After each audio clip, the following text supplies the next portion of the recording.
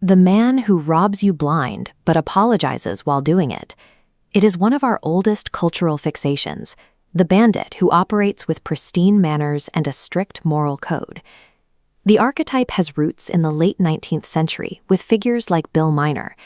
He built a legend on treating victims with extreme courtesy, advising his cohorts to not kill a man, while establishing the universal command, hands up. History often sands down the rough edges of these outlaws. We choose to remember their charm, overlooking the baseline violence required to hold a room of terrified people at gunpoint. The January 1972 heist at the Pierre Hotel was the most lucrative test of this polite facade.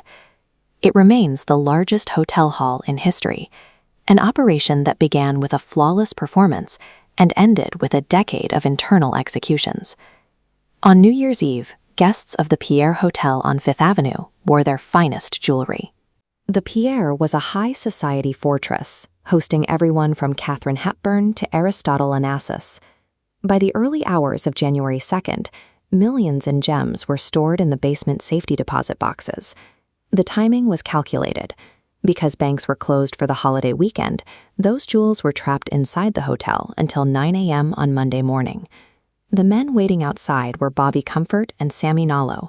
They were professional burglars with a history of hitting exclusive New York hotels without firing a single shot. An operation of this scale required an endorsement from the Lucchese crime family. In exchange for a cut of the proceeds, the syndicate provided the vehicles, weapons, and logistical support necessary to control the lobby. Comfort and Nallo spent weeks at the public library scouring old gossip columns to identify the hotel's wealthiest residents. They mapped these names to specific safety deposit boxes using stolen internal hotel records. By cross-referencing social status with physical security, Comfort and Nallo turned the hotel's own directory into a tactical hit list. At 3:50 a.m., Robert Germain walked up to the Pierre's locked entrance. Dressed in a tuxedo, he convinced the guard he was a guest for Dr. Foster's party, a reservation the gang had prepaid to guarantee entry. The guard unlocked the door, and the illusion vanished. Germain immediately drew his gun, and the 7 remaining men fanned out across the white and gold lobby with practiced precision. Over the next 2.5 hours, they rounded up 19 staff and guests. They used terms like sir and miss and repeated a single phrase, "We don't want to hurt anybody." The goal was total psychological control through a performance of calm. While the lobby stayed quiet, the basement vault was a scene of industrial destruction. Comfort and Nallo used crowbars and chisels to pry open the specific target boxes they had identified in the library. They captured roughly $28 million in today's currency. One box alone contained $500,000 in cash. Another held a diamond necklace from Harry Winston.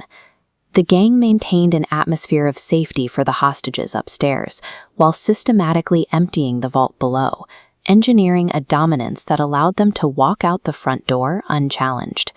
At 6:15 a.m., the gang prepared to leave.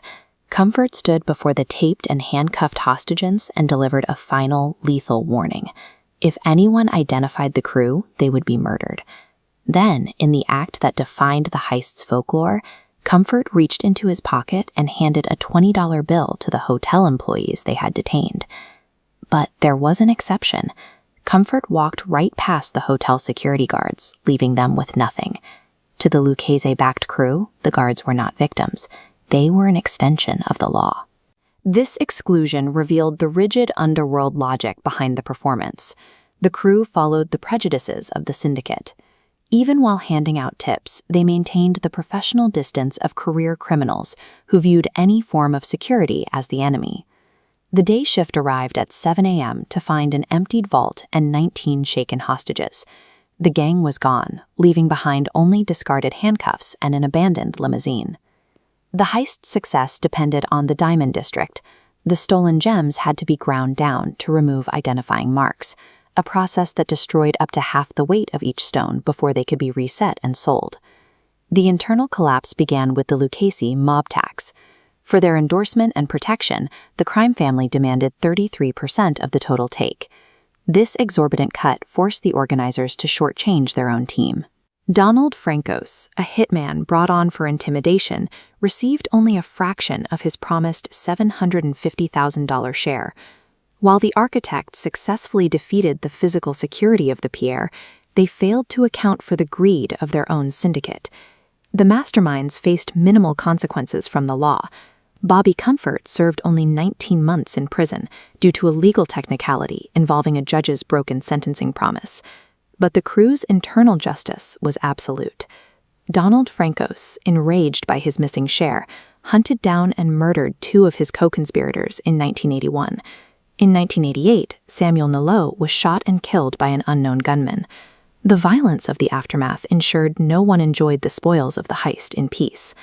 Millions in stolen wealth were never recovered. They left behind nothing but folklore and the myth of the $20 tips. The exclusion of the guards at the pier serves as a final data point. It confirms that the gentleman thief is a myth, a tuxedo draped over a killer.